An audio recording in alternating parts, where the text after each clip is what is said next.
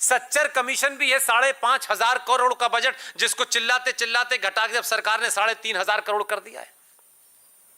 और सच्चर कमीशन में जो पैसा है, जिसका बजट 5,500 करोड़ था, वो अब 3,500 करोड़ रह गया है। लेकिन मैं कहता हूं ये क्यों है? जब सब बराबर हैं तो क्या ब्राह्मण का बेटा करोड़पति पैदा होता है? क्या सारे ब्राह्मण करोड़पति हैं? ठाकुर करोड़पति हैं? कायस्थ करोड़पति हैं? सब बराबर हैं, सब बैठेंगे, सबको मौका है, कोई भी कुछ बन सकता है। तो फिर सच्चर कमीशन में 3,500 करोड़ के बजट से ये क्यों प्रावधान किया गया है कि इस बजट से मुसलमानों को ये भरोसा हो, मुसलमानों का ये कॉन्फिडेंस बढ़े, जिन मुसलमानों ने इस देश को बांट दिया 2 हिस्सों में, वो मुसलमानों का हम हौसला बढ़ाने के लिए सच्चर कमीशन से 1 लाख रुपया भारत सरकार देती है कि मुसलमान का बच्चा आईएएस और पीसीएस की तैयारी करेगा तो सरकार 1 लाख रुपया उसको देगी। तो मेरा कहना है कि कौन से संविधान में लिखा हुआ है भाई ये? क्या ब्राह्मण के बेटे, क्या ठाकुर के बेटे को आईएएस बनने की चाहत नहीं है? क्या ब्राह्मण पैदाइशी करोड़पति होता है? क्या वो गरीब नहीं होता है? उसके घर में सब कुछ है। क्यों ब्राह्मण का बेटा, क्यों ठाकुर का बेटा आईएएस बनना चाहता है तो उसको 1 लाख रुपया नहीं देगी? ये कौन सा खेल है भाई ये? हम सब सुन रहे हैं। एक तरफ तो पहले के सब बराबर हैं, फिर सब बराबर हैं, तो फिर ये दुकानें क्यों चल रही हैं? लेकिन चल रही हैं। लार्जर बात करो ना मेरे भाई। गरीब किसी का भी हो भारत में, अगर कोई योजना है तो फिर हो, नहीं तो सब ये योजनाएं बंद होनी चाहिए। और फिर हमारे यहां ऐसे ऐसे ज्ञानी लोग हैं कि सेकुलर शब्द आया, सब जानते हैं कहां से आया, किन परिस्थिति में आया, सबको पता है। ये कोई ऐसी छोटी बात नहीं है। ये रशा का वहां से खेल था, वहां से चला ये हमारे यहां, और हमारे यहां फौरन लपक लिया गया। लेकिन हिंदुओं को इसका एक गलत अर्थ लगा दिया गया। सेकुलर शब्द का हिंदी अर्थ हमारे यहां सबसे ज्यादा हिंदुओं ने बोला है, सबसे ज्यादा। सेकुलर शब्द का मतलब क्या है सर, आप बताइए मुझे। हिंदी अनुवाद क्या है इसका? जोर से बोलो यार। ठीक, आई एग्री। लेकिन ये पूरे देश में तो प्रचलित है कि धर्मनिरपेक्ष। अब जब आप ये कहते हो कि हम धर्मनिरपेक्ष हैं, इसका मतलब है अपनी ड्यूटी और अपने कर्तव्य से पैदल हैं आप। धर्म को निरपेक्ष कैसे कर सकते हो? अनार्की फैल जाएगी यार। एक फौजी का धर्म यह है, एक टीचर का धर्म यह है, एक पिता का धर्म यह है। उसकी अगर ये आप ड्यूटी नहीं करो, उसी को निगेट कर रहे हो तो अनार्की फैल जाएगी। लेकिन धर्मनिरपेक्ष, जबकि संविधान में पंथ निरपेक्ष लिखा हुआ है, और हिंदू ही कहता है नहीं नहीं भाई देखो यार, हम सब यार, मैं बड़ा सेकुलर हूं। सेकुलर का मतलब क्या हुआ? बाप को बाप नहीं कहते क्या? क्या मतलब है सेकुलर को? किसी को भी बाप मान लेते हो क्या? तो चीजों को बिना समझे बिना जाने जब हम बोलते हैं तो यह दिक्कत होती है। इसलिए संविधान में तस्वीर वापस आ गई, संसद में पूरा वंदे मातरम आ गया। यही सब चीजें यहां से लेकर के अंकल सैम तक प्रॉब्लम हो रही है।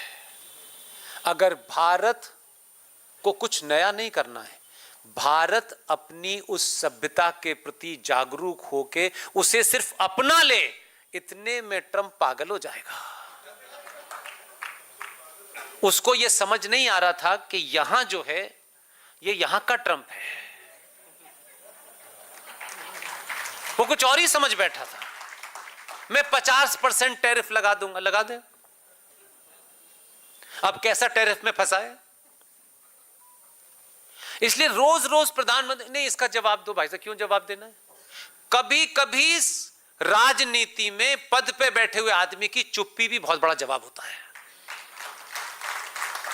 ये जो हमें हर बात पे बोलने की आदत है, पूरी दुनिया में जो अमेरिका की छवि, दुनिया के सबसे पुराने लोकतंत्र, मान्यताएं, परंपराएं और ह्यूमन राइट्स के बारे में जो बात थी, इस आदमी ने उसे चौराहे चौराहे घसीट दिया है।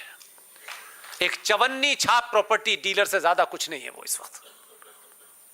जितना चुप रहोगे उतना ही फ्रस्ट्रेट होगा। अब पता ही नहीं चल रहा है कि दोनों में कब संधि होती है, नहीं चलाएंगे, अब कब संधि टूट जाती है। आप रोज देख रहे हो वो ईरान पे फिर शुरू हो जाता है। और हमारे यहां के लोग बड़े पागल हैं, ये ध्यान रखिएगा, ईरान अभी भी सिविलाइजेशन में है। बाकी नहीं है, ये तो चोटे हैं जो बाकी पैदा हुए हैं जितने, इनका कोई सिविलाइजेशन से लेना देना नहीं है।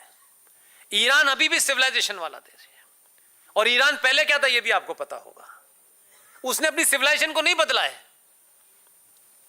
इसलिए अगर आप मुझसे कहें तो इस युद्ध में मैं ईरान के साथ हूं,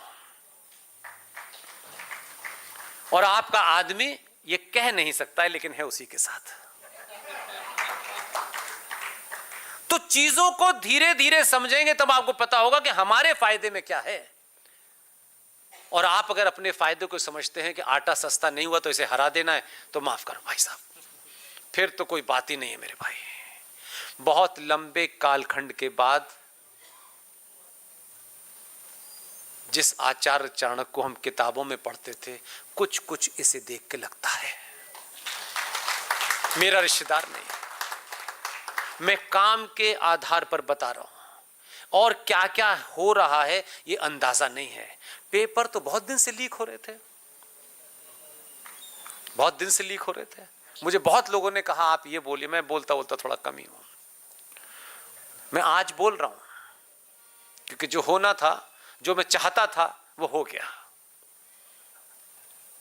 अब आप कहेंगे कि मैं जो चाहता था मैं किन्हीं कारणों से चाहता था। बड़ी लड़ाई लड़नी हो और लंबे समय तक क्रिकेट के बैट विकेट पे खड़ा रहना हो तो जरूरी नहीं है कि हर बॉल पे छक्का मारना है, विकेट पे टिके रहना जरूरी है। इसलिए अगर कभी कभी आगे बढ़ के शॉट मारना था फिर पीछे हो गए, ये हार नहीं होती। तो जो आज दिल्ली में हुआ है, मैं कई दिन से चाहता था कि ये भी हो जाए इस बार। आपको अंदाजा नहीं है, ऐसा नहीं कहते कि आप दिल्ली में होते तो ज्यादा पता चलता, आज सब रहा है। इसके पीछे कलकत्ता के लोगों को तो पता ही होना चाहिए कम से कम, जो हो रहा है वो कुछ और है, और जो पता है दोनों को वो कुछ और है। और कौन लोग इसमें शामिल हैं? जैसे बिकाऊ दलाल हिंदू पहले भी थे और आज भी हैं। अंग्रेज को यहां जब आए थे तो कौन कारपेट लेके उनको बुला रहा था? यहां कौन बुला रहा था? ये पहली बार हुआ कि किसी आदमी को यह अंदाजा हो गया है कि मैं जिस कारण से लोग मुझे जिता रहे हैं ये आलू प्याज के नहीं। एक वर्ग है जिसको आलू प्याज चाहिए, ठीक है, वो भी जरूरी है, तो क्या कर सकते हैं। जब तक वो समझ जाएंगे कि ये आलू प्याज राम ही दे रहे हैं तो फिर राम के मंदिर के बनाने वाले को चुन लेंगे ठीक से। वो ये बोध उन्हें कराना है।